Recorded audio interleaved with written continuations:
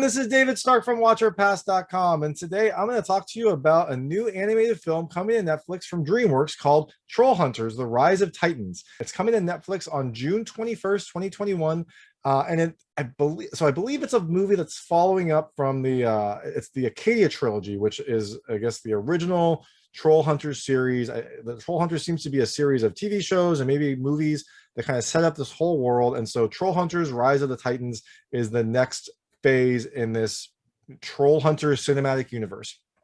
It has an all-star cast.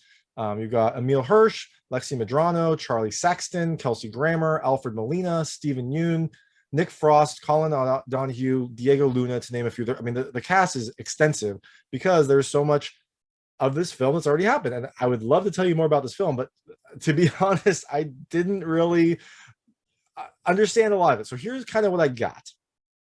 You've got Jim, who's this kid from a small town, and one day he finds this amulet that gives him the power to become the troll hunter, and he's this warrior. When he has this amulet and he says the right words, it transforms him into this warrior who can then go hunt trolls. And trolls in this world, it's not specifically trolls. Trolls are just like any sort of bad guys. A troll hunter fights any of the bad guys, and so he has this armor and this sword, and you can go and fight enemies, bad people. And along the way he gets this cast of characters around him, friends from back home, other friends that he's met along the way, robots, wizards, there's a lot of characters in this film. And that's kind of why I don't really want to give too much of a summary, because I don't really know much about it. This is the first entry I've had in the Trollhunters universe. But it is, it's an animated film. It's got beautiful animation. It's got a lot of fantasy elements. I enjoyed it. My kids liked it. So there's plenty to be seen, but this might be kind of a gateway for you to then go back and see the other movies in this series. So that's kind of the synopsis I'll give. Someone who knows this better could probably do a much better job. But I'm going to go into 3 things I liked about the film, 3 things I didn't like about the film, and then some light ending discussion. But that being said, there will be spoilers. So if you haven't watched the movie or you don't want to know anything about the movie, watch it first and then come back and watch this video, because I'm going to be going into elements of the story and characters. So things I liked about the film. The first thing is it's a really great introduction to fantasy for your kids. This film has kind of everything. It's got knights, swords, weapons, wizards, magic, fairies. There's like a dryad wizard. There's like a demon wizard. There's robots and sci-fi, and there was a lot of sci-fi elements in this film. And so if you wanted to, get your kids into sci-fi, this is a great way to do it, because there is so much all in one package, and you can use this to, get into other areas. If you wanted to introduce them to sci-fi, like robots in space, this has that. If you wanted to introduce them into knights and dragons, this has that. If you wanted to introduce them into magic and elves, it's got that too. It really kind of has all the different sci-fi elements, and so this is a good way for you to introduce those to your kids, if you wanted to give them all in one place. The second thing I really love is the animation. It's a DreamWorks film, so you expect good animation, but this animation is really, really good, especially some of the effects, like because it deals with magic. You've got really cool magical spells and magical particle effects. Because it also deals with these sci-fi elements, you've got lights and things from the robots, and you also just have really epic battles that happen, and all of that is really beautifully animated. And it's it's intense, but at least the animation is good. They've got some lava, you've got some plant, jungle based fighting. You've got a lot going on, and it's all really beautifully animated. The third thing I really liked is the grandeur of it all, and that's partly towards the end. I mean, this film deals with a lot of large fights, complex fights, fights with magic and spells and effects. And then in the end, you've got these, they're called the Titans. They're like kaiju, kind of. I mean, they are like Godzilla monsters. They're giant, they're more like kaiju. They're like giant, elemental creatures that are trying to essentially destroy the earth. Destroying in a way. I mean, the way it's explained, they're trying to remake the earth, kind of going back to the basics. but you had these just, skyscraper size creatures, or kind of like a Shadow of the Colossus, actually, kind of like that.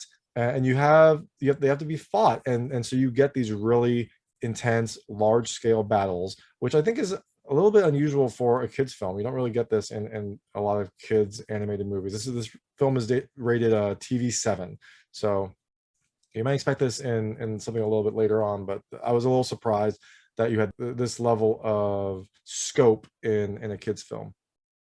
So things I didn't love, and this is partly just because I'm not used to this series. Like, I think this would be what it'd be like if I had jumped into the Marvel Cinematic Universe at Infinity War.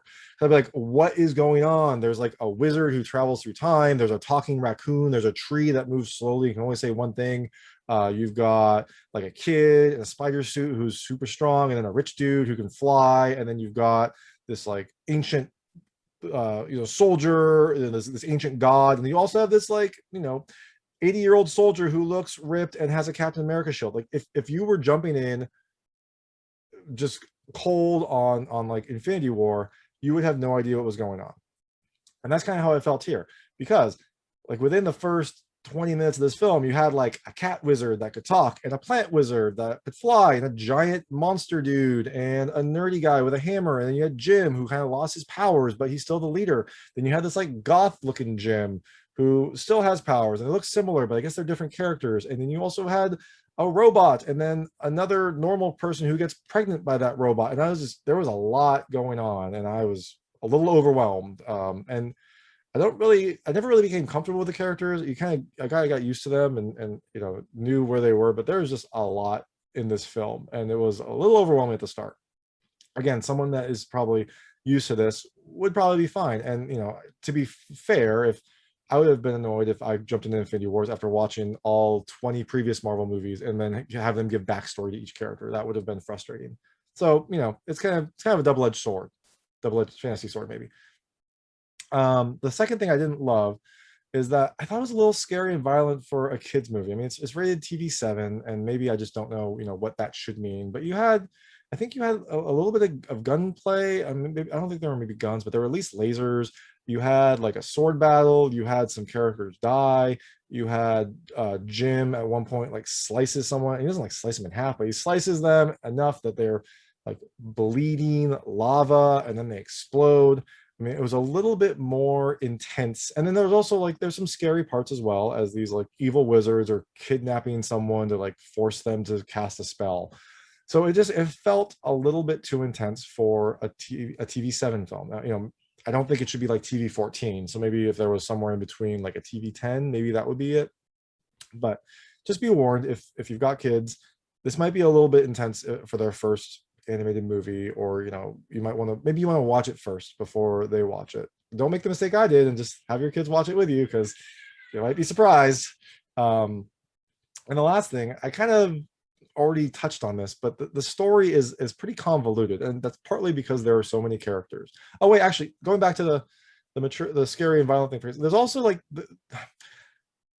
there's a character that gets pregnant from the robot person, and it's kind of, I guess, the way it's explained in the film is when her and her brother, I guess, greet each other the 9th time, then her true love gets pregnant, I think. And her true love was this regular human dude. And so he got pregnant. And so he spent most of the film pregnant. And then eventually he like gave birth to the babies. And it doesn't actually say, but I think it kind of implies that they come out of his butt for some reason. Like, I guess that's to be fair, that's probably the only place they could come out of. It just seemed unnecessary. Like, I don't know, maybe I just don't know this world well, but him being pregnant wasn't a big part of the film. Him giving birth wasn't that important. Maybe those babies will be important later on, but it just felt like this superfluous thing that also, maybe, I don't know, it just didn't feel like a thing that was needed for a kids movie. And maybe I'm just being set in my ways and not, and I just don't understand it. But again, you had this film felt a little bit too grown up, too violent for a TV 7. And then that the pregnancy thing also kind of feeds into my third thing, which is the film has a very convoluted story. That's partly because of all these characters. But I think it's also there's these unnecessary things, like that whole pregnancy arc didn't need to be there. Like it didn't serve much of a purpose other than making this character whine about being hungry and complain about how bloated he was, and then eventually give birth in this like weird scene where he's giving birth in the car. And like the babies didn't do anything. Like they weren't like magical babies that then like fought the Titans. It felt wholly unnecessary. And a lot of the film had a lot of these plot threads that probably make sense because of the story and because of all the characters. You want to get all the characters in, but just it felt like there was a lot going on. There was a lot of threads, especially for a kids movie. It felt like maybe there was too much going on. So, maybe I would be different if I knew this world, but that was my take as someone coming in blind, and this is my first Trollhunters experience. So about the ending, again, I think this makes more sense if you know this series. But Jim eventually gets his powers back. He has to fight the last Titan wizard. So the Titans there's these three, I guess, sibling wizards. One of them, the plant one, defected to the good side, but then the other two sibling wizards kidnapped her and forced her to cast a spell to raise the Titans. And so there's three Titans. The plant wizard is in charge of one of them, and the friends go and convince her to fight one of the other Titans. So they fight. Boom. One Titan's taken out. Those two are done, but there's still one Titan going. So Jim, who has lost his powers, goes and tries to fight and gets his powers back in the fight very conveniently. He also has Excalibur. Excalibur's in this for some reason. Like they just kind of popped Excalibur into this story as well. And so he fights this lava wizard Titan, kills the wizard. The Titan goes away. Everything's good, except there's a few people that died in this film, and that's another thing that this film has that is maybe a little bit more mature for kids. You have characters that do die and die in like actual, like not like violent, but like one of these characters is kind of like crushed, and so you see him right at the end, and he has this like sad speech at the end, and then he just dies. And so Jim wins, but he I don't think he's happy because I think maybe his dad also died. There were a couple characters that died in this film, and so he uses this magic ball to go back in time. I think he goes back to the very beginning of the Trollhunters thread, and it's kind of I think he tells his friend Toby, who plays a major role in this. He's kind of a supporting character, but he plays a major role in the fight. He tells his friend Toby where to go to find the gem that I think gives the special power. So I think maybe Toby might become the troll hunter in this alternate time world, but Toby died in the previous time world, so maybe he wants him to be more powerful so he can survive. I'm not sure exactly where this is going to go, but so Jim goes back in time, sees Toby, they're very happy, but then he tells Toby to like go to this bridge where the gem was found, and then when Toby gets there, he finds the gem by happenstance, and then that's kind of where the film ends. I think the implication is now Toby will be the troll hunter, and maybe things will turn out differently. Maybe Jim just wanted to change the timeline so that people might survive. Again, I'm not sure. I'm sure something will happen in the next movie, but I guess it was a happy ending because Toby's back, and now everyone gets more troll hunters from the start. A fresh new take, and so I think it was also I think it was okay. Like I think there was a lot going on, and maybe if I'd known this series, I would have a better understanding of what was going on. But for the uninitiated, there was a lot going on. It kind of didn't make a ton of sense. It was beautifully animated, but the story was a little bit scarier than I would think for a kid's film. But it had a lot of good fantasy, right? It had all the fantasy elements you would want, and it was beautifully animated, and it had this like grandeur that you don't really get from a kid's film. So be that to kind of take it with a grain of salt. Watch it if you want to. Maybe screen it before you show your kids. But that's Trollhunters: Rise of the Titans. It's premiering on Netflix on July 21st, 2021. And the original series is by Guillermo del Toro, so it's got really great creature design. I probably should have said that earlier, but I'm just remembering. The original series is by Guillermo del Toro, so it has some really interesting creatures and really kind of out there designs. But that's Trollhunters. If you liked this review, please like and subscribe to this channel. It helps me out a lot. Make sure all my new content goes straight to you. And thank you.